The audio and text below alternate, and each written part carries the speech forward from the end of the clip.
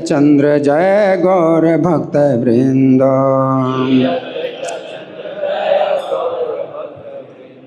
जय जय श्री चैतन्य जय नित्यानंद।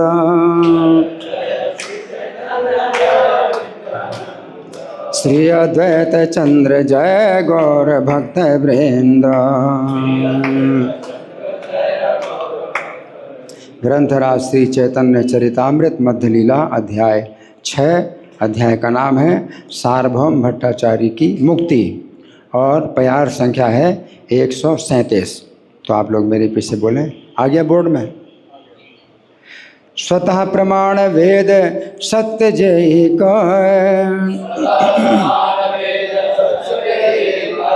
लक्षण करिले स्वतः प्रामाण्य हानि है। स्वतः प्रमाण वेद सत्य जय लक्षण करिले स्वतः प्रामाण्य हानि है। स्वतः प्रमाण वेद सत्य जय लक्षण करिले स्वतः प्रामाण्य हानि है।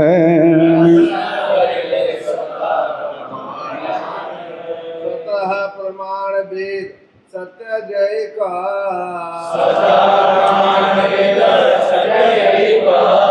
लक्षण करिले स्वतः प्रमाण हानि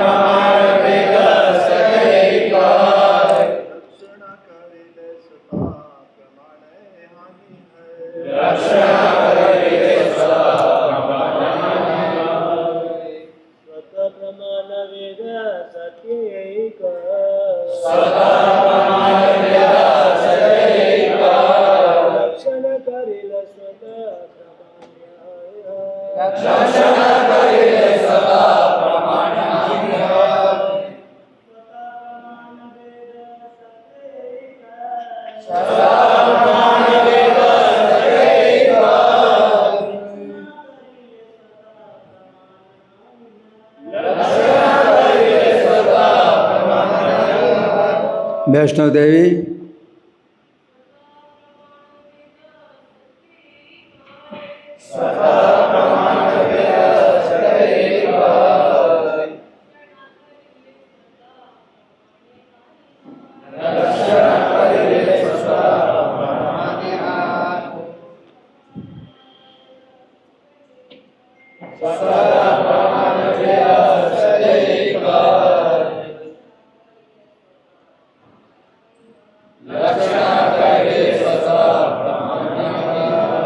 शब्दार्थ बोलिए।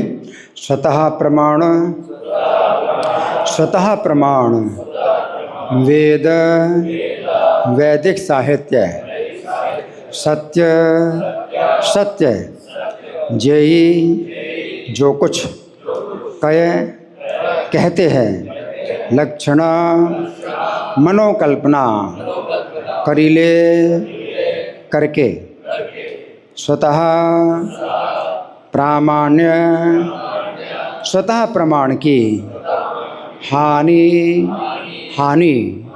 है हो जाती है।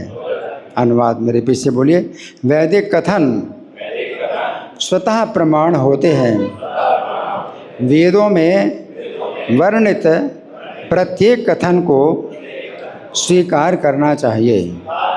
यदि हम अपने खुद की मनोकल्पना से उसकी व्याख्या करते हैं तो वैदिक प्रमाण की सत्ता तुरंत नष्ट हो जाती है। तो इसमें तात्पर्य पढ़ने से पहले समझेंगे कि कथा वस्तु क्या है ना। ऐसे तो काफ़ी दिनों से यही चल रहा है ना, कि सार्वभौम भट्टाचार्य वेदांत सूत्र की व्याख्या चैतन्य महाप्रभु के सामने सुना रहे हैं। लेकिन वेदांत सूत्र की व्याख्या जो चैतन्य महाप्रभु को सुना रहे हैं वो शंकराचार्य के शारीरिक भाष्य के अनुसार सुना रहे हैं, है ना।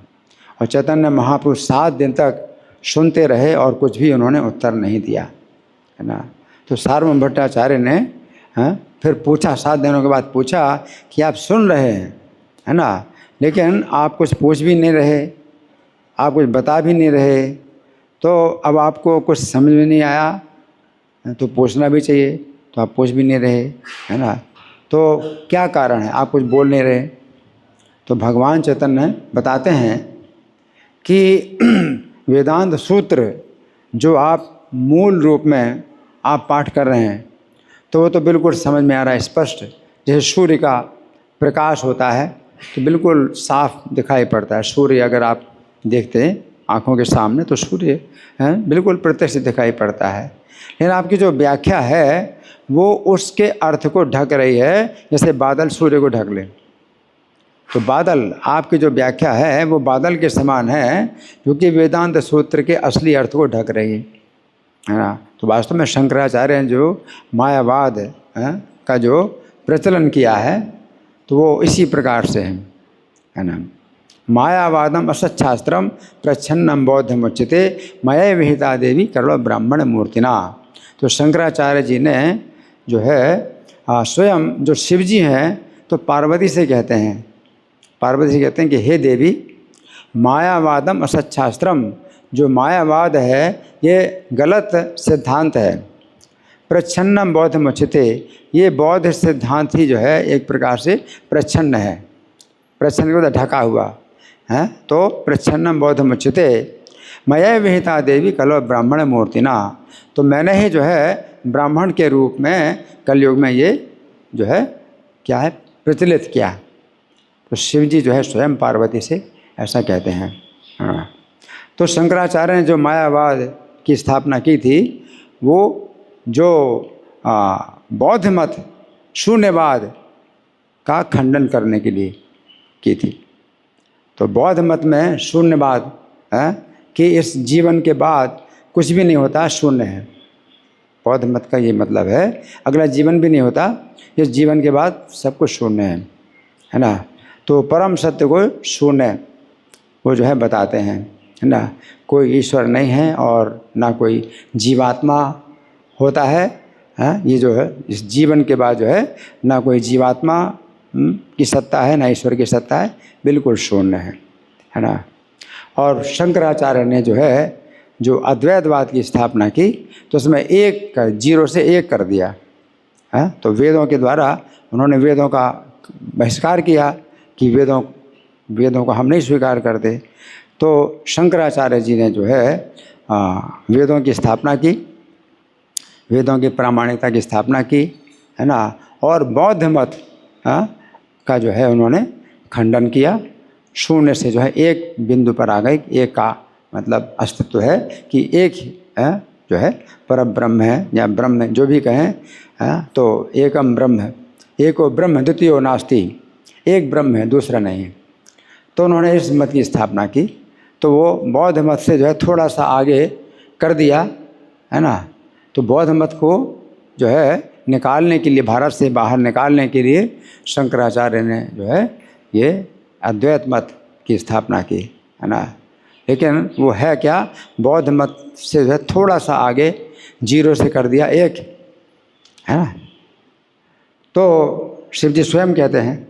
और यहाँ चैतन्य महाप्रभु जब उसको सुन रहे हैं वेदांत सूत्र की व्याख्या, तो वेदांत सूत्र की जो असली व्याख्या है वो श्रीमद् भागवत है, जो कि व्यास जी ने स्वयं इसको जो है लिखा है। श्रीमद् भागवत जो लिखा है वो वेदांत सूत्र की जो है नेचुरल कमेंट्री उसको कहा जाता है श्रीमद् भागवत को, कि श्रीमद् भागवत नेचुरल वेदांत सूत्र की नेचुरल कमेंट्री श्रीमद् भागवत है में स्वाभाविक व्याख्या है। तो इसको जो है समझना थोड़ा मुश्किल है कि कौन से वेदांत सूत्र की व्याख्या जो है श्रीमद् भागवत कौन से श्लोक से जो है प्रारंभ हुई है। तो भागवत के 18,000 श्लोक हैं, तो वेदांत सूत्र की व्याख्या किस प्रकार से, वो एक अलग हमारा काम है कि भाई इस तरह से पता लगाएं। लेकिन चैतन्य महाप्रभु ने कहा कि व्यास जी ने स्वयं लिखा। तो अगर हम ये ना भी समझ पाएँ कि वेदांत सूत्र की व्याख्या किस प्रकार से श्रीमद् भागवत के रूप में हुई है, हम श्रीमद् भागवत अध्ययन करते हैं तो वेदांत सूत्र का अध्ययन करने की ज़रूरत नहीं है। ये श्रीमद् भागवत में जो सत्य की स्थापना हुई है वो अपने आप में जो है वो पूर्ण प्रमाण है। वो वेदांत सूत्र का जो है यही कथन है ना। तो यहाँ पर चैतन्य महाप्रभु कहते हैं स्वतः प्रमाण वेद सत्य जय को है। वेद या वेदांत सूत्र, वेदांत सूत्र की बात है यहाँ पर। वेद, चैतन्य महाप्रभु वेद स्वतः प्रमाण है, तो स्वतः प्रमाण है। वेदांत सूत्र जो है अपने आप में जो अर्थ निकाल रहे हैं वो सूर्य से जैसे प्रकाश निकल रहा है, तो स्वतः प्रमाण। उसमें सूर्य को देखने के लिए आपको अलग से प्रकाश की ज़रूरत नहीं कि टॉर्च लाइट से आप सूर्य को देखें। सूर्य जब आता है सामने तो आपको दिखाई पड़ता है। जैसे और कोई चीज़ अगर आप देखना चाहते हैं, है ना, तो आपको लाइट चाहिए, या तो सूर्य का प्रकाश चाहिए, है ना, या फिर जो है ट्यूब लाइट है, बल्ब की लाइट है, या आग जलाते हैं। तो इस तरह से आपको जो है कोई चीज़ देखने को मिलती है। नहीं तो स्वतः ये भौतिक जगत क्या है, अंधकार है। तो सूर्य के प्रकाश की आवश्यकता है, लेकिन सूर्य के लिए किसी प्रकाश की आवश्यकता नहीं कि आप सूर्य को देखने के लिए किसी और प्रकाश की आवश्यकता पड़े। तो जहाँ पर चैतन्य महाप्रभु ने स्वतः प्रमाण है, वेद सत्य जयी का है। तो जो कुछ कहते हैं स्वतः प्रमाण है, और सीधी बात है जो वेदों में बताया गया है तो बिल्कुल स्वतः प्रमाण है। इसमें जो है लक्षणा कर ले स्वतः। अगर आप उसमें मनोकल्पना करते हैं, कुछ अपनी मनोकल्पना करते हैं, तो वो जो है स्वतः प्रमाण हानि है। तो जो स्वतः प्रमाण की जो हानि हो जाती है ना, तो जैसे चैतन्य महाप्रभु पिछले प्यार में कहा क्या कि जीवेर अस्थि विष्ठा द्वय शंख गोमय, कि जो शंख है वो किसी जीव की हड्डी है। शंख जो है किसी जीव की हड्डी है ना, और जो गोबर है वो किसी जीव की विष्ठा है ना। लेकिन श्रुति वाक्य से ही द्वय महापवित्र है, परंतु श्रुति वाक्य है तो ये महापवित्र है। इसमें फिर आप ये शंका ना करो कि अरे ये भी तो जो है विष्ठा है ना। तो बड़े से बड़े गुरु महाराज हो या कोई ब्राह्मण हो, बड़े पवित्र ब्राह्मण हो, लेकिन विष्ठा उनकी अशुद्ध है ना। आप नहीं कह सकते कि बहुत पवित्र हैं ये संत लोग, बड़े पवित्र हैं तो उनकी विष्ठा भी पवित्र होगी, तो उनकी विष्ठा अशुद्ध है। लेकिन गाय है तो गाय की विष्ठा जो गोबर है ये पवित्र है। पूजा के स्थान को भी जो है शुद्ध किया जाता है, लेप किया जाता है, गोबर का लेप किया जाता है। तो ये जो है और शंख जो है हड्डी है ना, तो हड्डी को छूने से आपको स्नान करना चाहिए, या विष्ठा को छूने से आपको स्नान करना पड़ेगा। लेकिन शंख जो है पूजा के स्थान में रखा जाता है और शंख बजाया जाता है ना। तो ये इसमें चैतन्य महाप्रभु कहते हैं कि इसमें किसी प्रकार की और व्याख्या करने की ज़रूरत ही नहीं है, किसी प्रकार की और व्याख्या करने की ज़रूरत नहीं है ना। तो हम सुनेंगे प्रभुपाद तात्पर्य में क्या लिखते हैं। श्रील प्रभुपाद की जय। प्रधान प्रमाण 4 प्रकार के हैं, है ना। तो प्रभुपाद तात्पर्य में 4 प्रकार के प्रधान प्रमाण बताते हैं, क्योंकि वैसे कुल मिला के 10 प्रमाण हैं, लेकिन उनमें प्रधानता है 4 प्रमाणों की। तो प्रधान प्रमाण 4 प्रकार के हैं। एक तो प्रत्यक्ष प्रमाण, एक प्रत्यक्ष प्रमाण, दूसरा यहाँ प्रत्यक्ष अनुभव या प्रत्यक्ष अनुभव प्रमाण। तो पहला तो यह है। फिर दूसरा परिकल्पना प्रमाण या अनुमान प्रमाण, है ना।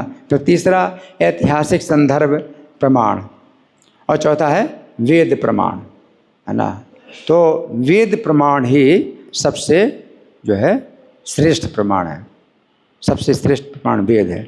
इसलिए वेद प्रमाण को कभी शास्त्र प्रमाण कहा जाता है। जैसे गीता में भगवान के तस्मात् शास्त्रम प्रमाणम थे, है ना, कार्य अकार्य व्यवस्थितो। शास्त्र तुम्हारे लिए प्रमाण है, क्या करना चाहिए क्या नहीं करना चाहिए। ज्ञात्वा शास्त्र प्रमाणोक्तम कर्म कर्तुम इहारसि। शास्त्र का कहा हुआ जो प्रमाण है उसको जान करके तुम्हें कर्म करना चाहिए, है ना। तो वेद प्रमाण कहते हैं, शास्त्र प्रमाण कहते हैं, श्रुति प्रमाण भी कहते हैं। श्रुति प्रमाण, वेदों को श्रुति भी कहा जाता है क्योंकि इनको सुनने की परंपरा से ही प्राप्त किया गया। तो पहले लिखित रूप में कुछ नहीं होता था, सुन करके ही सब याद हो जाता था और वो दूसरे को बताता था तो सुन करके याद हो जाता था, पुस्तक रूप में होता ही नहीं था। तो श्रुति प्रमाण कहते हैं या शास्त्र प्रमाण कहते हैं, वेद प्रमाण कहते हैं या शब्द प्रमाण भी कहते हैं। शब्द प्रमाण है ना, तो ये शब्द जो है ये भगवान के शब्द हैं, ये भगवान के श्वास से निकले हैं। वेद जो है भगवान के श्वास से उत्पन्न हुए। तो शब्द प्रमाण, शास्त्र प्रमाण, वेद प्रमाण, श्रुति प्रमाण, ये जो है किसी भी नाम से इनको कहा जाता है और ये सर्वोच्च है ना। तो अब यहाँ प्रभुपाद ने जो शुरू के 3 प्रमाण और बताए उनको हम समझेंगे। एक तो प्रत्यक्ष प्रमाण। तो कुछ लोग यही कहते हैं कि भाई हम तो जो है प्रत्यक्ष में विश्वास करते हैं, हम तो प्रत्यक्ष में विश्वास करते हैं, है ना, तो हम भगवान को नहीं मानते। वो क्या कहते हैं, हम भगवान को नहीं मानते, हम तो प्रत्यक्ष में विश्वास करते हैं। अगर भगवान है तो हमारे सामने आए, हम तो प्रत्यक्ष प्रमाण में विश्वास करते हैं। जैसे आज की साइंस, तो आज की साइंस क्या है, ये प्रत्यक्ष प्रमाण है। तो हर चीज़ का जो है परीक्षण करते हैं, देख करके, सूंघ करके, छू करके, और ये ऐसी चीज़ है ना। तो हर चीज़ का जो है वो इस प्रकार से जो है वो परिचय प्राप्त करते हैं कि ये चीज़ ये है। तो प्रत्यक्ष प्रमाण में विश्वास करते हैं। लेकिन प्रत्यक्ष प्रमाण में दोष हैं। प्रत्यक्ष प्रमाण में दोष हैं। क्या है, 4 प्रकार के दोष हैं। भ्रम, प्रमाद, विप्रलिप्सा, करण पाठो। तो भ्रम कि हम भ्रमित हो जाते हैं। प्रत्यक्ष प्रमाण तो है लेकिन भ्रम हो जाता है। कैसे कि आप जो है कभी रस्सी देखते हैं, है ना, और वो लगता है क्या कि सांप जैसे। अगर थोड़ा सा प्रकाश कम होता है, थोड़ा प्रकाश है, थोड़ा अंधकार है, तो रस्सी जो है क्या लगता है कि सांप है ना। तो ये भ्रम है। दूसरा प्रमाद।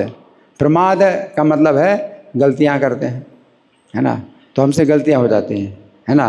पढ़ने में भी गलती हो जाती है, लिखने में भी गलती होती है। आप लिख रहे कुछ और लिख दिया कुछ, है ना। तो इस तरह से गलती होती ही है। कहते हैं मैन इज़ मेड ऑफ, क्या बोलता है, एरर। मैन इज, मनुष्य गलती का पुतला है, बोलते हैं ना, गलतियों का पुतला है। To err is human, to err is human, मतलब गलती करना मनुष्य का मतलब यह है कि गलती करेगा, है ना। तो ये प्रत्यक्ष प्रमाण में जो है ये 4 दोष हैं। गलती करना है और इंद्रियों की अपूर्णता, है ना। तो प्रमाद, भ्रम, प्रमाद। और विप्रलिप्सा का मतलब धोखा देने की प्रवृत्ति है, धोखा देने की प्रवृत्ति है। जैसे अमेरिका में जो है सन 71 में 11वां अपोलो, या अपोलो नंबर 13 जो भी हो, अपोलो नंबर 13 ये चंद्रमा पहुंच गया। तो पूरी जो है दुनिया में ये जो है संदेश फैल गया और सब लोग स्वीकार करें भाई वैज्ञानिकों ने कहा, वैज्ञानिक लोग, और उसमें फ़ोटो सब जो है दिखा रहे हैं, उसका जो है सब वीडियो रिकॉर्डिंग सब जो है दिखा रहे हैं कि कैसे यान से उतरे, चंद्रमा की ज़मीन में उतरे, तो सब दिखा रहे हैं। तो वो जो है, लेकिन फिर बाद में पता चला कि वो एरोजोना जो है अमेरिका की जो जगह है वहीं पर जो है सब शूटिंग की उन्होंने। अमेरिका चंद्रमा में तो गए ही नहीं, है ना। तो क्या है ये धोखा देने की प्रवृत्ति, इससे कितने विप्रलिप्सा, है ना, विप्रलिप्सा। और करना पाठो, करना पाठो का मतलब हमारी इंद्रियां पूर्ण है, हमारी इंद्रियां पूर्ण हैं कि दीवार के उस पार हम देख भी नहीं सकते, है ना। या सूर्य हमें दिखाई पड़ता है तो एक थाली की तरह दिखाई पड़ता है, जबकि सूर्य कितना बड़ा है ना। तो इंद्र की अपूर्णता। तो 4 प्रकार के दोष प्रत्यक्ष प्रमाण में। और दूसरा अनुमान प्रमाण। अनुमान प्रमाण का मतलब क्या है, एक उदाहरण दिया जाता है अनुमान प्रमाण का, कि जैसे आप दूर के स्थान में आप देखते हैं कि धुआं उठ रहा है, आप धुआं देखते हैं तो आप अनुमान लगाते हैं कि क्या है, आग है, आग है। आग के बिना धुआं हो नहीं सकती, तो आग आप जो है अनुमान लगा सकते हैं कि आग है। लेकिन समस्या यही है कि ईश्वर को आप जो है इस प्रकार से जान नहीं सकते, क्योंकि ईश्वर नाहम प्रकाशा सर्वस्व है। वो किसी प्रकार का जो है अनुमान करने का मौका नहीं देंगे आपको कि उनका कोई भी चिन्ह आपको प्राप्त हो जाए। जब तक वो नहीं जानना चाहें तो आप नहीं उनको जान सकते। हाँ, अगर ईश्वर अपने को छिपाना चाहें तो मनुष्य रूप में भी अगर आ जाते हैं, चैतन्य महाप्रभु के रूप में आ जाते हैं और कोई नहीं उनको पहचान सकता। अगर मान लीजिए आप कहें कि ईश्वर के जो है लक्षण हाथ पैरों में जो चिन्ह होते हैं तो उनसे हम पहचानेंगे, तो भगवान अपना हाथ भी दिखाएंगे और वो चिन्ह भी अपने मिटा देंगे। उनके चरणों के चिन्ह, चरणों में भगवान के चिन्ह है, अगर वो चाहें तो अपने चरणों के चिन्ह भी मिटा दें, आप नहीं देख पाएंगे। तो अगर भगवान अपने को छिपाना चाहें तो किसी प्रकार की अनुमान करने की आपके पास जो है वो अवसर नहीं है, अनुमान करने का अवसर नहीं है कि आप अनुमान से आप पता लगा लें कि ये ईश्वर हैं, परमेश्वर हैं, है ना। तो वो स्वतः जब आपको जनाएंगे तो फिर आप जान सकते हैं। तो स्वतः जिनको वो जनाना चाहते हैं वही जान पाते हैं, नहीं तो अनुमान के द्वारा कोई व्यक्ति ईश्वर को नहीं जान सकता है। फिर तीसरा ऐतिहासिक संदर्भ है। ऐतिहासिक संदर्भ का मतलब है कि ये इतिहास में आपने देखा कि भाई भगवान के ये अवतार हुआ, मत्स्य अवतार हुआ, कूर्म अवतार, कच्छप अवतार हुआ। इस लिस्ट में जो है चैतन्य महाप्रभु का नाम नहीं है। तो भगवान के लिए ऐसा कुछ नहीं है कि जितने शास्त्र में अवतार दिए गए हैं तो वो जो है बंधे हैं कि उसके अलावा कोई अवतार ना लें। और शास्त्र में अगर उनका अवतार लिखा भी है आप पहचान भी नहीं सकते, उसकी व्याख्या भी नहीं समझ पाएंगे। तो श्रीमद् भागवत में है शुक्लो रक्तस् तथा पीत इदानीम कृष्णताम गदा, तो हर कोई समझ नहीं सकता कि जो है ये चैतन्य महाप्रभु के लिए है। तो इस प्रकार से ऐतिहासिक संदर्भ के द्वारा भी नहीं जान सकते। और वेद का मतलब वैदिक साहित्य। अगर वैदिक साहित्य में बताया गया है कि ये भगवान हैं, ये अवतार हैं, तो आप जो है जान सकते हैं। तो आगे प्रभुपाद लिखते हैं, यदि हम श्रुति वाक्य यानी वैदिक वाणी की अनुमानित व्याख्या करना चाहते हैं तो हम अपनी सुविधा अनुसार मनोकल्पित व्याख्या करेंगे, है ना। तो यही लक्षणा चैतन्य महाप्रभु कहते हैं, लक्षणा करिते स्वतः प्रमाण हानि है। अगर आप लक्षणा करते हैं, है ना, तो वैदिक साहित्य में अगर कोई वर्णन है भगवान का कि भगवान ऐसे हैं, भगवान का ऐसा रूप है, भगवान का ऐसा रंग है, ऐसा नाम है ना, जिसमें जो है आप अगर अपनी कल्पना करेंगे तो फिर स्वतः प्रमाण की हानि हो जाएगी। स्वतः प्रमाण है, इसमें हम सीधा हमें समझना है कि ये, है ना।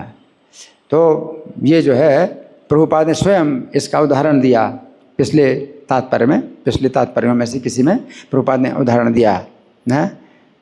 वो क्या उदाहरण दिया कि धर्म क्षेत्र कुरुक्षेत्र समवेतायुत्सभा। ये धर्म क्षेत्र कुरुक्षेत्र में एकत्रित मामकाहा पांडवाश्चैव, मेरे पुत्रों ने, पांडु के पुत्रों ने, किम अकुर्वत संजय, क्या किया हे संजय, क्या किया। तो धृतराष्ट्र से पूछ रहे हैं। तो इसकी व्याख्या जो है जो दूसरे विद्वान हैं, है ना, तो उन्होंने किस प्रकार से की कि वो कहते हैं कुरुक्षेत्र नाम का कोई स्थान नहीं है, धर्म क्षेत्र कुरुक्षेत्र नाम का कोई स्थान नहीं है, ये शरीर ही जो है कुरुक्षेत्र है। और 5 पांडव जो हैं वो हमारी 5 इंद्रियां हैं, है ना। और जो 100 कौरव हैं ये हमारी आसुरी वृत्तियाँ, 100 प्रकार की आसुरी वृत्तियाँ हैं। और पांडवों कौरव में जो युद्ध हुआ तो वो जो है हमारे अंदर ही जो दैवी प्रवृत्तियाँ हैं 5 पांडव, और आसुरी प्रवृत्तियाँ, उनमें ही जो है युद्ध होता है। तो उन्होंने पूरी तरह से कृष्ण को भी जो है मिटा दिया गीता से, है कि कृष्ण कोई नहीं है ना, कृष्ण जो है मन है ना। तो 5 इंद्रियां जो है 5 पांडव हैं और कृष्ण जो है मन है, और शरीर जो है कुरुक्षेत्र है, बस और कुछ नहीं है। तो गांधी जी ने इस प्रकार से व्याख्या कर दी और उसको जो है इस तरह से उन्होंने बोल दिया, क्योंकि उनको अहिंसा के सिद्धांत की स्थापना करनी थी गांधी जी को। तो उन्होंने यहाँ तक भी बोल दिया कि अगर कुरुक्षेत्र शरीर के अलावा कोई दूसरा कुरुक्षेत्र अगर है और उसमें अगर युद्ध हुआ था तो मैं जो है इसको फिर नहीं मानता। साफ कहा। कभी कभी तो ये है कि भाई हम इस तरह से भी रूपक की तुलना, रूपक के रूप में हम वर्णन कर सकते हैं। ये शरीर भी है, इसको कुरुक्षेत्र मान सकते हैं और जो है 5 पांडव हैं, तो इसमें भी महाभारत का युद्ध हो रहा है ना। लेकिन अगर आप जो असली जो अर्थ है, जो मूल अर्थ है गीता का, उसको अगर आप मिटा रहे हैं, है ना, तो कितना बड़ा अपराध है, तो बहुत बड़ा अपराध है ना। क्योंकि उनको तो अहिंसा के सिद्धांत की स्थापना करनी थी। तो शास्त्रों से जो है वो इस तरह से वो व्याख्या करते हैं कि मतलब जो है लड़ाई झगड़ा बिल्कुल होना ही नहीं चाहिए। किसी भी देश को जो है सेना रखना ही नहीं चाहिए, किसी भी देश को सेना नहीं रखना चाहिए। लड़ाई झगड़े का कोई मतलब नहीं, है ना। आप अपने स्वभाव से ही हृदय परिवर्तन करो। किसी का कोई गलत व्यवहार कर रहा है तो आपने अच्छे व्यवहार से हृदय परिवर्तन करो। या पांडवों ने कितना अच्छा व्यवहार किया, लेकिन क्या हृदय परिवर्तन हुआ कौरवों का, है ना। तो प्रभुपाद कहते हैं कि अहिंसा की स्थापना भी जो है हिंसा के द्वारा करनी पड़ती है ना। तो अहिंसा की स्थापना भी जो है अहिंसा के द्वारा नहीं हो सकती, है ना। असुरों का स्वभाव भगवान बताते हैं, असुर लोग ऐसे विनाशाय च दुष्कृताम, मैं दुष्कृतियों का विनाश करने के लिए आता हूँ। लेकिन उनका ये कहना है कि नहीं, विनाश किसी का नहीं करना, अपने स्वभाव से अपने व्यवहार से ही सबको क्या करो, सुधारो। तो इस तरह से जो है यहाँ पर प्रभुपाद लिख रहे हैं कि हाँ, कि ये जो है अगर मनोकल्पित व्याख्या करेंगे तो क्या होगा, अपनी सुविधा के अनुसार। ये सुविधा, अपनी सुविधा, अपनी सुविधा का मतलब क्या है, हम जिस सिद्धांत को स्थापना करना चाहते हैं गीता के माध्यम से, तो इसमें हमें इस प्रकार से सुविधा मिलती है कि हमारा सिद्धांत स्थापित हो जाए, वो सुविधा है ना। जैसे कि राधा कृष्णन हैं जो कि पहले राष्ट्रपति थे, तो उन्होंने सर्वधर्मान परित्यज मामेकम शरणम व्रज, गीता का ये श्लोक है। तो व्याख्या लिखी, तो व्याख्या क्या लिखी, जहाँ कृष्ण कहते हैं कि मेरे एकमात्र मेरे शरण में आओ, तो उन्होंने उसकी व्याख्या लिखी कि हमें कृष्ण की शरण नहीं लेनी है, कृष्ण के अंदर जो निराकार वस्तु है उसकी शरण लेनी है। तो क्या हो गया, अपनी कल्पना, अपनी सुविधा के अनुसार, क्योंकि यह वो ईश्वर को जो है व्यक्ति नहीं मानना चाहते, साकार नहीं मानना चाहते, तो अपनी सुविधा के अनुसार उन्होंने इस प्रकार से व्याख्या कर दी, है ना। तो इससे क्या है, प्रभुपाद भगवान चैतन्य कहते हैं कि स्वतः प्रमाण की हानि हो गई।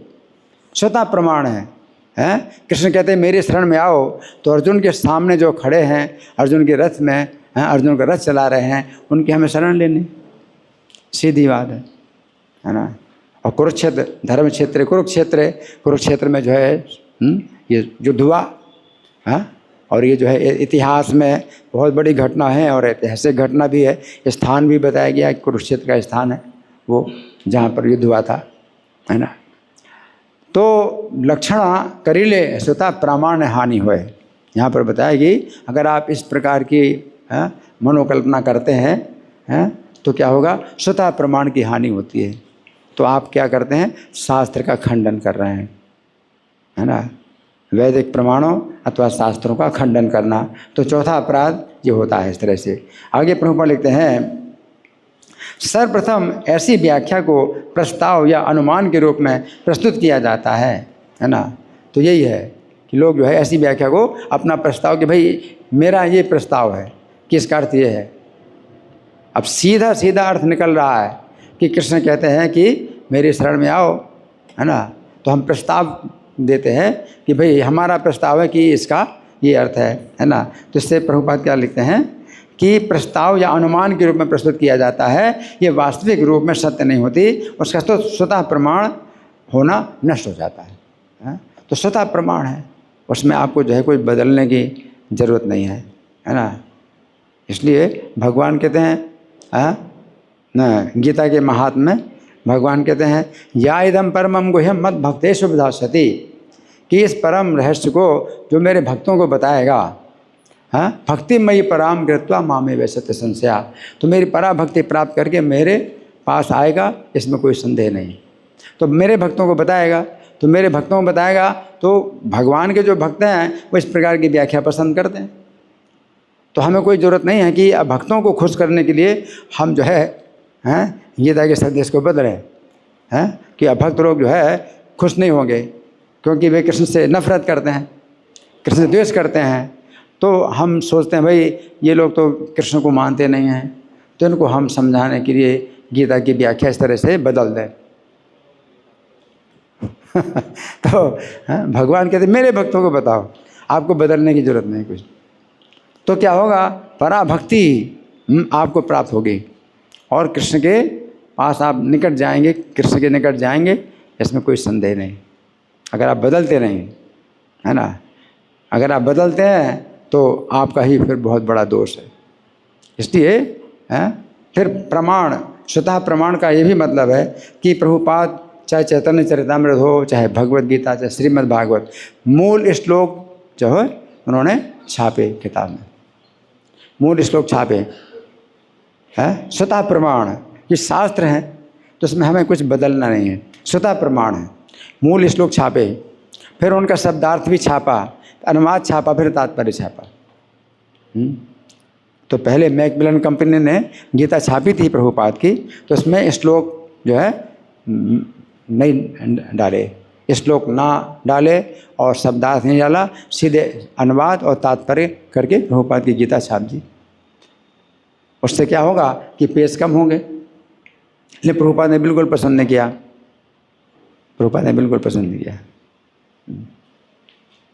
आपको गीता के शब्द जो भगवान के मुख से निकले, ये शब्द जो है आपको जो है मतलब इसमें देना है, शब्द भी देना, शब्दार्थ भी देना, फिर अनुवाद और तात्पर्य देना है, स्वतः प्रमाण।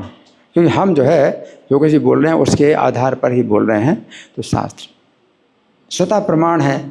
इसलिए श्लोक को जो है इतना महत्व दिया जाता है कि गीता का चाहे क्लास हो, चाहे भागवतों का क्लास हो, पहले श्लोक का ही पाठ किया जाता है, चाहे अपना समझें।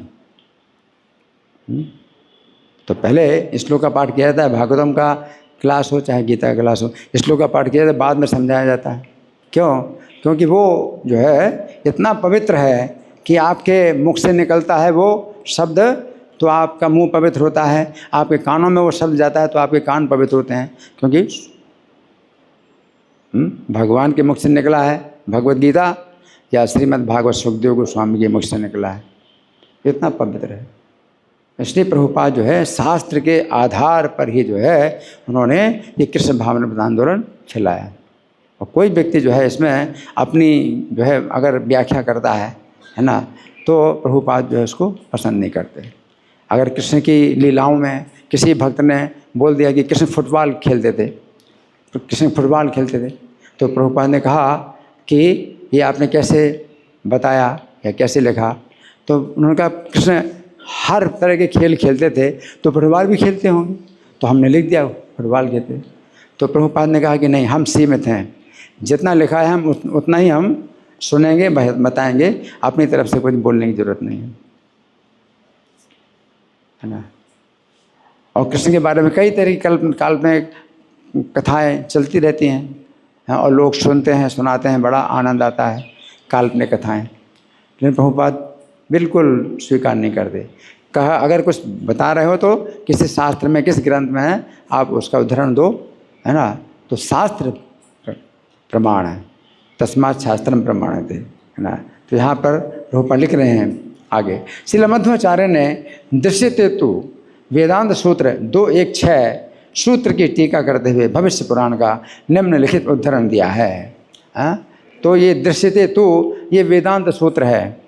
वेदांत सूत्र के 4 अध्याय हैं, है ना, 4 अध्याय हैं और प्रत्येक अध्याय के 4 पद हैं या विभाजन, है ना। इस प्रकार से वेदांत सूत्र के 16 विभाजन है। तो दूसरा अध्याय है, उसका पहला विभाजन है और 6वां सूत्र है। तो दृश्यते तो, इतने छोटे छोटे सूत्र हैं, वेदांत सूत्र जो है इतने छोटे छोटे सूत्र हैं जो व्यास देव ने अपने समझने के लिए लिखे। जैसे आप डायरी में आप नोट कर रहे हैं तो मेरा प्रवचन आप नोट कर रहे हैं, है ना, तो पूरे शब्द तो आप नहीं लिख रहे हैं, कुछ शब्द आप लिख रहे हैं, तो इससे आपको समझ आ जाएगा कि आपने क्या सुना था तो आपने वो शब्द लिखा, है ना, तो वो सूत्र कहलाता है। तो जो व्यक्ति सूत्र लिखता है, सूत्रकार, तो वही उन सूत्रों को समझ सकता है कि उसने क्या सोच करके वो शब्द लिखा। दृश्यते तू, अब दृश्यते तू, दृश्यते माने देखा जाता है, तू माने लेकिन देखा जाता है। अब व्यास जी का क्या अर्थ है इसमें, तो वो पता लगाना पड़ेगा कि इसका क्या अर्थ है। तो मध्वाचार्य ने इसकी व्याख्या लिखी है, दृश्यते तू। हाँ, तो सूत्र की टीका करते हुए भविष्य पुराण का निम्नलिखित उदाहरण दिया है। दृश्यते तू का मतलब है कि जो शास्त्र हैं जिनको कि हम देखें, हमें देखना चाहिए, तो उसमें भविष्य पुराण में ये बताया गया है। भविष्य पुराण में ये उल्लिखित है, क्या है, ऋयजु सामाथर्वाश्चा भारतम पंचरात्रकम मूल रामायणम चैव वेद इत्येव शब्दिता पुराणानि च यानि ही वैष्णवानि विदो विदुः स्वतः प्रामाण्यमे तेषां नात्र किंचित विचार्यते, है ना। तो इसमें क्या कहते हैं मध्वाचार्य कि इतना ही जो है, हाँ, ये प्रमाण है, प्रामाणिक ग्रंथ जो है इतने हैं। पहले क्या है, ऋग यानी ऋग्वेद, फिर दूसरा यजुर्वेद, तीसरा सामवेद, चौथा अथर्ववेद। तो 4 वेद ये हो गए। फिर भारतम, ये 5वां क्या है, भारत यानी महाभारत, तो महाभारत 5वां है। फिर पंचरात्रकम 6वां क्या हो गया, पंचरात्र, नारद पंचरात्र 6वां। फिर मूल रामायणम, ये 7वां। मूल रामायणम का मतलब है कि जो वाल्मीकि मुनि ने रामायण लिखी है वो मूल रामायण कहलाती है, क्योंकि और रामायण भी जो है कितने लोगों ने लिखी है वो प्रामाणिक नहीं है। बहुत सी कथाएं, राम कथा है रामायण, लेकिन मूल रामायण, तो मूल रामायण कितने हो गए, मूल रामायण मिला के कितना हो गया, 7 हो गए। मूल रामायणम चैव वेद इत्येव शब्दिता, तो इन्हीं को है वेद कहा जाता है, यानी वैदिक साहित्य। तो 7 ग्रंथ हैं। फिर पुराणानि च यानि है, फिर 18 पुराण भी, यानी में जो पुराण है वैष्णवानि विदु, तो वैष्णवों के लिए ये 18 पुराण भी जो है प्रामाणिक हैं। तो कितने हो गए, 7 वो हो गए, 7 भी हो गए, और ये 18, 25, है ना। तो 25 ग्रंथ स्वतः प्रामाण्यम एतेषाम, ये स्वतः प्रामाणिक है, इनमें जो बताया गया है स्वतः प्रमाण है, नात्र किंचित विचार, इसमें और कुछ दूसरा विचार नहीं है। मध्वाचार्य ने ये सीमा रेखा खींच दी कि आप इतने के अंदर से आप जो है कोई चीज़ को आप ले सकते हैं, वो प्रामाणिक है। 18 पुराण और मूल रामायण 19 हो गया, और पंचरात्र 20 हो गया, और महाभारत 21 हो गया, और 4 वेद 25 ग्रंथ हैं, है ना। तो अब अनुवाद है, ऋग्वेद, यजुर्वेद, सामवेद, अथर्ववेद, महाभारत, पंचरात्र तथा मूल रामायण वैदिक ग्रंथ माने जाते हैं। पुराण यथा ब्रह्म विवर्त पुराण, नारदी पुराण, विष्णु पुराण तथा भागवत पुराण विशेषतः वैष्णवों के निमित्त हैं, और ये भी वैदिक ग्रंथ हैं। अतः पुराणों, महाभारत तथा रामायण में जो भी कहा गया है वो स्वतः प्रमाण है ना। ठीक है, अगर वैदिक ग्रंथों को छोड़ दें तो हम पुराण, महाभारत और रामायण, 18 पुराण और 19वां महाभारत और 20वां रामायण, तो 20 ग्रंथों की हम लेकर के अपनी जो कुछ भी पुष्टि है वो कर सकते हैं, है ना। स्वतः प्रमाण है। आगे इनका अनुमान लगाने की आवश्यकता नहीं है, इनमें अनुमान लगाने की आवश्यकता नहीं है, चूँकि भगवद गीता महाभारत का अंश है। अब भगवद गीता फिर कहाँ से आ गई, भगवद गीता हम क्यों प्रमाण मानते हैं, तो जहाँ प्रभुपाद बताते हैं महाभारत तो बताए ना मध्वाचार्य, जब महाभारत बताया उसके अंदर भगवद गीता है। जैसे भगवद गीता भगवान के द्वारा निकला, भगवान के मुख से निकला है, तो वो है लेकिन कोई कहे भगवान के मुख से निकला, कैसे हम माने भगवान के मुख से निकला, तो हम दूसरी प्रकार से कहते हैं कि ये महाभारत के अंदर है, इसलिए भगवद गीता को प्रमाण मानते हैं। 25 ग्रंथों के अंदर भगवद गीता का नाम नहीं है, तो प्रभुपाद क्या कह रहे हैं, 25 ग्रंथों के अंदर महाभारत का नाम है और महाभारत के अंदर गीता है। तो प्रभुपाद लिखते हैं चूँकि भगवत गीता महाभारत का अंश है, अतः भगवत गीता के सारे कथन स्वतः प्रमाण है। तो महाभारत में जाने की भी जरूरत नहीं, इतना ज़्यादा लंबा चौड़ा ग्रंथ है, तो भगवत गीता ही ले लो, है ना। आगे, फलतः इनके विषय में अनुमान लगाने की कोई आवश्यकता नहीं है। अनुमान लगाने से वैदिक साहित्य की समस्त प्रामाणिकता नष्ट हो जाती है ना। तो प्रभुपाद जो है ये जो लिख रहे हैं, और चैतन्य महाप्रभु सार्वभौम भट्टाचार्य से कह रहे हैं, तो वो इसलिए कह रहे हैं कि शंकराचार्य ने जो ब्रह्म सूत्र बोलते हैं या वेदांत सूत्र बोलते हैं, ब्रह्म सूत्र की व्याख्या जो उन्होंने लिखी है तो शारीरिक भाष्य कहलाता है। शंकराचार्य का जो ये भाष्य है इसका नाम क्या है, शारीरिक भाष्य, है ना। जबकि मध्वाचार्य ने भाष्य लिखा है उसका नाम शायद अणुभाष्य है ना। और जो बलदेव विद्याभूषण लिखा उसका नाम गोविंद भाष्य है। तो ऐसे जितने भी वैष्णवाचार्यों ने लिखे अलग अलग नाम है वेदांत सूत्र की व्याख्या। लेकिन शंकराचार्य ने शारीरिक भाष्य क्यों लिखा, शारीरिक भाष्य का नाम शारीरिक नाम क्यों दिया, तो मुझे लग रहा है कि शंकराचार्य ने संकेत दिया यह शरीर अनित्य है और बदलता रहता है। उसी प्रकार से शंकराचार्य की जो व्याख्या है शारीरिक भाष्य वो भी वैसे ही है। आपका शरीर जो है कभी कुछ है कभी कुछ है ना, तो वो जो है सही नहीं है, शंकराचार्य की व्याख्या सही नहीं है। तो चैतन्य महाप्रभु ये कह रहे हैं शंकराचार्य की व्याख्या वेदांत सूत्र के अर्थ को ढक रही है? जबकि कोई भी व्याख्या होती है तो किसी श्लोक की व्याख्या होती है तो उस श्लोक को समझाने के लिए होती है, और यहाँ शंकराचार्य की जो व्याख्या है वो उल्टा काम कर रही है, श्लोक के अर्थ को ढक रही है। तो जहाँ स्पष्ट है कि जो है कृष्णस्तु भगवान स्वयं, कृष्ण स्वयं भगवान है, तो इसकी व्याख्या आप करोगे। अब इसमें व्याख्या करने की जरूरत क्या है, कृष्ण स्वयं भगवान है, ईश्वर परमः कृष्ण सच्चिदानंद विग्रह है। तो इसमें जो है आपको व्याख्या करने की जरूरत ही नहीं है, स्पष्ट है। और आप जो है व्याख्या कर रहे, इस तरह से व्याख्या कर रहे हैं कि सच्चिदानंद विग्रह, कृष्ण का शरीर सच्चिदानंद है, तो आप कहें नहीं वो कृष्ण के शरीर के अंदर कुछ है जो कि सच्चिदानंद है, कृष्ण का शरीर वैसा नहीं है। तो अब आपने क्या कर दिया, स्वतः प्रमाण को नष्ट कर दिया, आपने वैदिक प्रमाण का खंडन कर दिया, है ना। ईश्वर परमः कृष्ण, कृष्ण परम ईश्वर है, सर्वोच्च है, उनसे ऊपर कोई नहीं है, ईश्वर परमः कृष्ण है ना। तो इसकी भी आपने व्याख्या इस प्रकार से कर दी जिससे कि ये समझ में आएगा भी ईश्वर कृष्ण जो है परम ईश्वर नहीं है ना, परम ईश्वर नहीं है।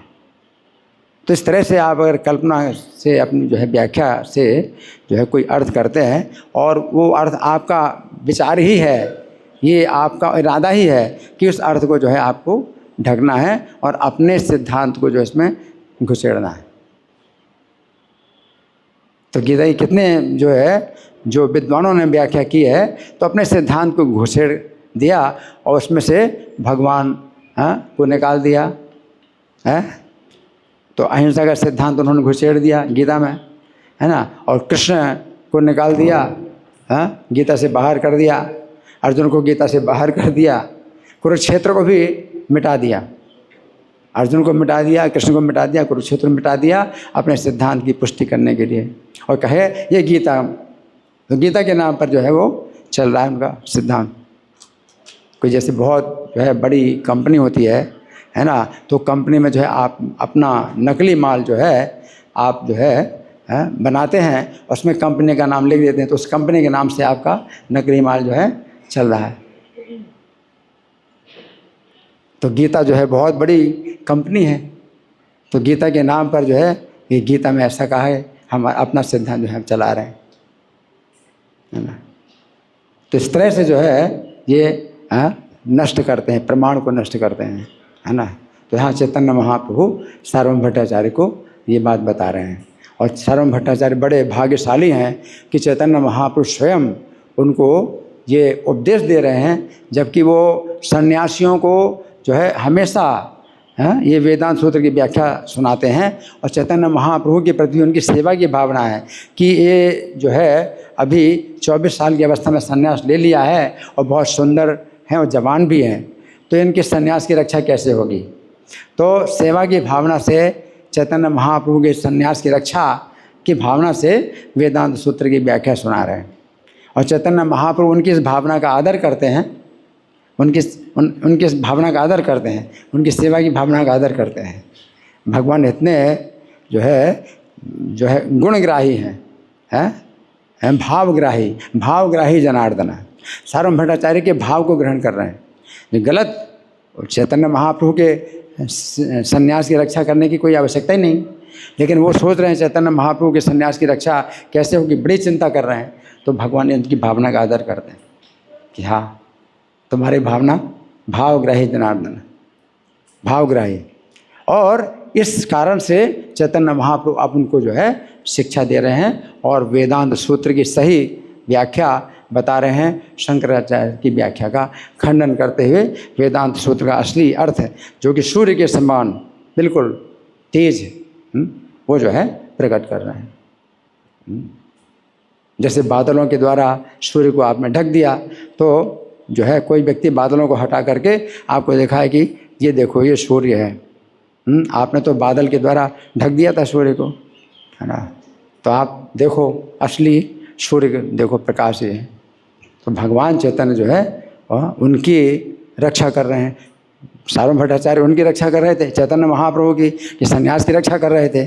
तो उनके जो है चैतन्य महाप्रभु सार्वभौम भट्टाचार्य की रक्षा कर रहे हैं कि उनको मायावाद से जो है निकाल करके, मायावाद के कीचड़ से निकाल करके जो है शुद्ध जो वैष्णव सिद्धांत है वो प्रदान कर रहे हैं। ठीक है ना। तो अब कोई प्रश्न है किसी का, कोई चर्चा है आप लोगों की ओर से, या मैं प्रश्न करूं? माइक चालू करो।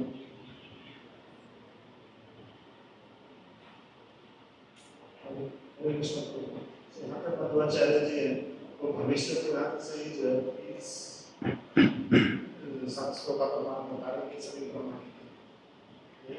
हाँ, भविष्य पुराण से बता रहे हैं। तो भविष्य पुराण को जो है ऐसा नहीं सोचना चाहिए कि भविष्य पुराण जो है हम इससे कोई बात अगर निकाली जाए तो उसको नहीं माना जाएगा। तो यहाँ पर भविष्य पुराण जो है कभी कभी भक्त लोग जो है सोचते नहीं, भविष्य पुराण को हम नहीं मानते। तो आचार्यों ने भविष्य पुराण की टीका नहीं लिखी है, वो अलग बात है ना। लेकिन अगर कोई बात भविष्य पुराण से भी हम पुष्ट करते हैं किसी बात को, और वही बातें जो कि प्रभुपाद ने बताया है कि श्री कृष्ण और भगवान के अवतार हैं, तो अगर भगवान का अवतार भी भविष्य पुराण से अगर हम निकाल करके प्रस्तुत कर रहे हैं तो ये जो है माना जाएगा कि ये जो है प्रमाण है। ठीक है जी। आज मेरा क्लास नहीं था, मुझे मिल गया, तो भगवान की इच्छा थी कि भविष्य पुराण की भी जो है महिमा है, भविष्य पुराण का महत्व है, ये भी जो है मैं बताऊं आप लोगों को जी।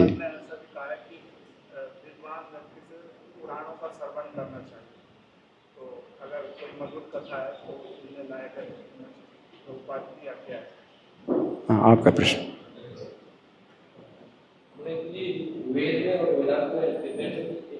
वेद और वेदांत में क्या अंतर है, आपका ये प्रश्न है। हाँ, वेद और वेदांत में क्या अंतर है। वेद जो है 4 वेद हैं, ठीक है ना। और वेदांत का मतलब वेदांत सूत्र है, वेदों का जहाँ अंत होता है ना। तो वेदों का जो अंत होता है वो भक्ति में अंत होता है।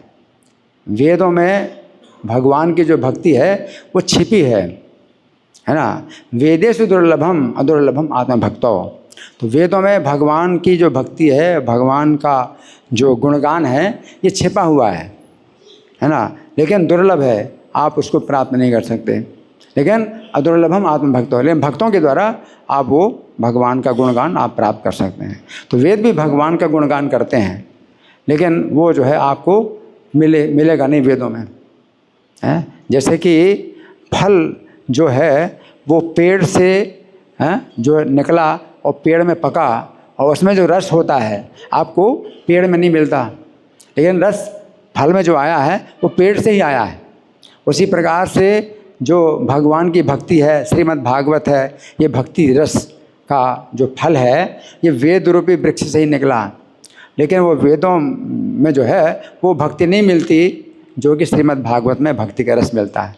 तो वेदों से ही आया है, हम लोग नहीं प्राप्त कर सकते वेदों के द्वारा।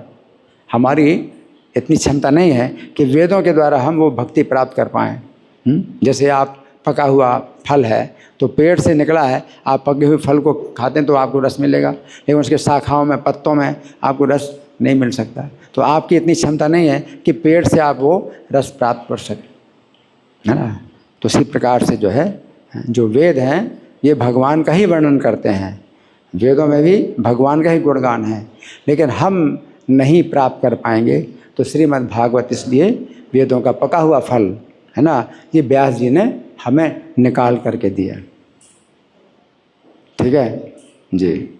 वेदांत का मतलब वेदांत सूत्र, और भगवान के वेद वेदस्य सर्वे हमें वेद्यो वेदांत कृत वेद वेदेवचा हम। तो वेदांत की रचना करने वाला मैं हूँ। तो वेदांत का मतलब वेदों का जहाँ अंत होता है। तो प्रभुपाद को जो उपाधि मिली भक्ति वेदांत, तो भक्ति वेदांत का मतलब यह है कि वेदों का जहाँ अंत हो, वेदों का अंत भक्ति में होता है ना, भक्ति वेदांत।